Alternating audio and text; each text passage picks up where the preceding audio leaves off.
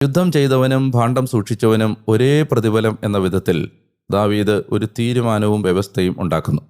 പുതിയ നിയമ ആത്മീയതയിലേക്ക് വരുമ്പോൾ ദൈവരാജ്യത്തിനു വേണ്ടി യുദ്ധം ചെയ്യുന്നവരും അവരുടെ ഭാണ്ഡം സൂക്ഷിക്കുക അഥവാ മധ്യസ്ഥ പ്രാർത്ഥന ചെയ്യുക എന്ന ശുശ്രൂഷ ചെയ്യുന്നവരും, ദൈവരാജ്യത്തിൻ്റെ മുൻനിരയിൽ നിന്ന് യുദ്ധം ചെയ്യുന്നവരും പിൻനിരയിൽ നിന്ന് പ്രാർത്ഥനയുടെ കരങ്ങളുയർത്തി അവരെ സപ്പോർട്ട് ചെയ്യുന്നവരും രണ്ടുപേർക്കും ദൈവ ഹൃദയത്തിൽ ഒരേ സ്ഥാനമാണ് എന്ന വലിയൊരു ആത്മീയ സത്യം കൂടി ഈ വചനത്തിൽ നിന്ന് നമ്മൾ വായിച്ചെടുക്കുന്നു. മൂന്നാമതായി, അമലേക്യരിൽ നിന്ന് പിടിച്ചെടുത്ത കൊള്ളവസ്തുക്കൾ ദാവീദ് യുദ്ധം ചെയ്തവർക്കും ഭാണ്ഡം സൂക്ഷിച്ചവർക്കും മാത്രമായിട്ട് അല്ല വീതിക്കുന്നത്.